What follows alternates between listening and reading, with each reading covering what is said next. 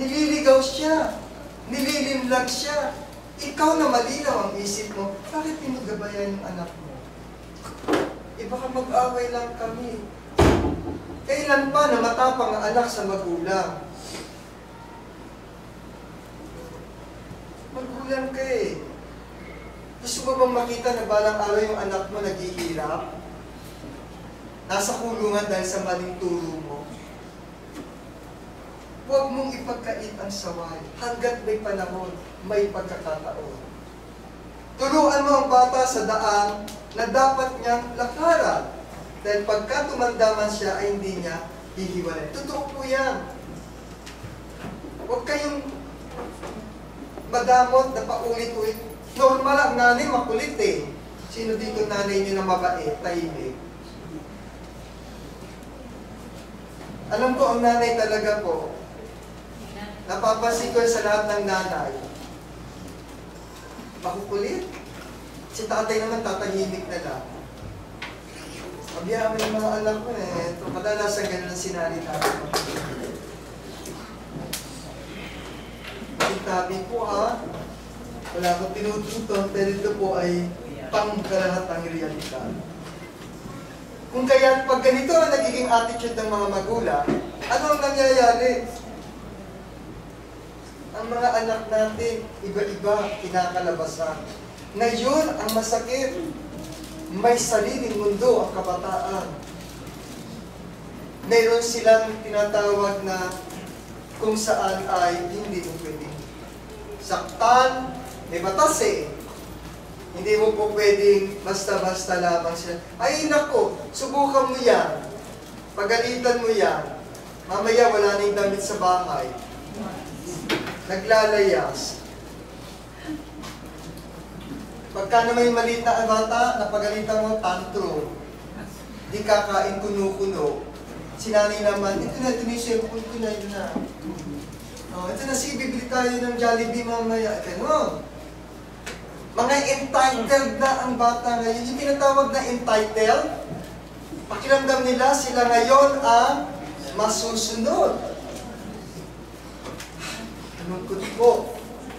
Parang sila ang big boss na natin sa ngayon. Pero ang malinaw dito, sa mga anak ha, tingnan nyo, may kayo. Bawat isa sa atin. Hebreo 12:5, 6, at 9. Anak ko, huwag mong walang bahala ang parusa ng Panginoon o manglupaypay man kung ikaw ay pinaglilikaan. O kahit makulit ang magulang natin, nanay nyo, gawin yung musika sa inyong mga tenga. Namnamin nyo paminsan-minsan. Huwag naman kayo magpakamanhid. Sapagkat pinarurusahan ng Panginoon ang kanyang iniibig at hinahampas ang bawat tinatanggap na anak. Hindi kayo pagagalitan ng inyong nanay kung hindi kayo mahal. Ako, kung siguro nakikita niyo dyan yung mga batang pinababayaan, dahil hindi sila mahal ng magulang nila. They don't even care whatever happened to them. Pero kapag kayo ay pinaalalahanan, kayo ay pinagsalitaan, gusto ng magulang ninyo na maging maganda ang kinabukasan. Tuloy natin sa 8, na dapat kung kayo'y hindi pinalulusahan na pawang nararanasan ng lahat, kung kayo'y mga anak sa ligaw kayo at hindi tunay na anak. Wow! Hindi po yung tunay na anak na ampon ha. Ibig sabihin po nito, hindi kayo mahal.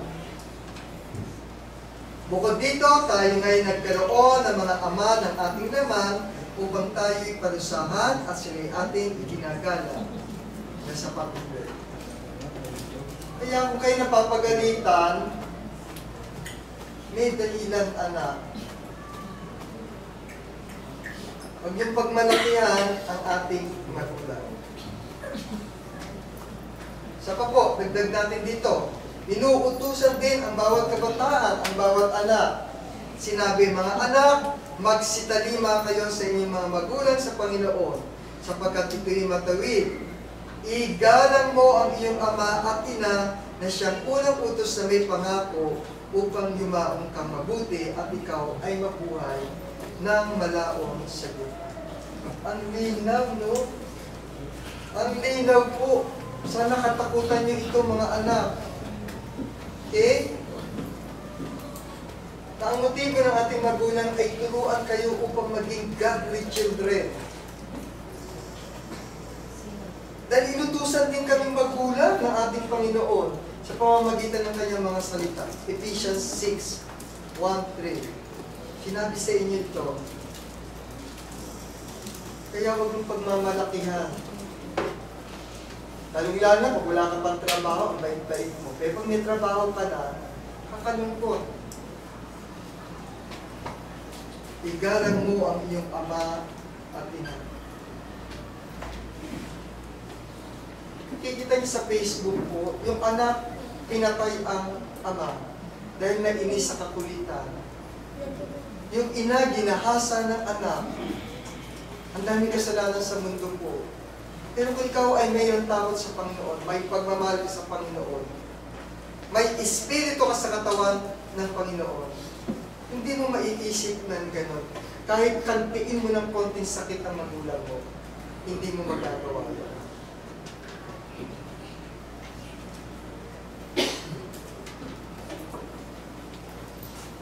Para po sa huling talata, napahaba na po ako. Raising a godly generation start at home. Dapat tayong magulang ang siyang mamuna sa pagpapalaki ng ating mga anak para mapabuti ang kanilang kalagayan. Huwag nating hayaan ang kalaban ng ating Panginoon ang siyang sususok at magtuturo ng mga mali.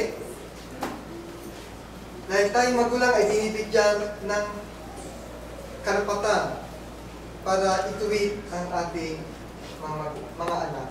By raising up a godly generation, we can ensure our future generation have a chance to know the love and grace of our God.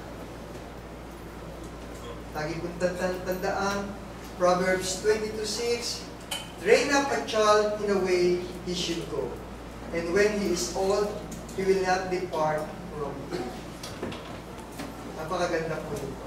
Sana ay magigabay natin ito upang kung paano natin palalakihin at ating isasama sa ating mga pananampalatayang pagsamba sa ating Panginoon. Wala tayong ibang buhay na dapat gawin sa mundo ito, kundi kung paano natin mapapagpaalam ang ating pagsambat, paglilingkod sa ating Panginoon kasama ang ating mga anak na tinuruan natin lumapit sa ating Panginoon. Magandang umaga po sa inyo.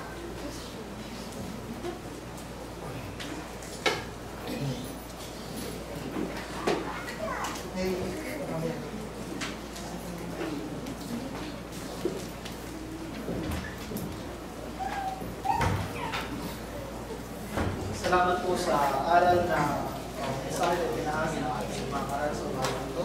Lumakok tayo sa pinakasentro ng ating gawain. Malay po tayo ng isang awitin sa yung number 289.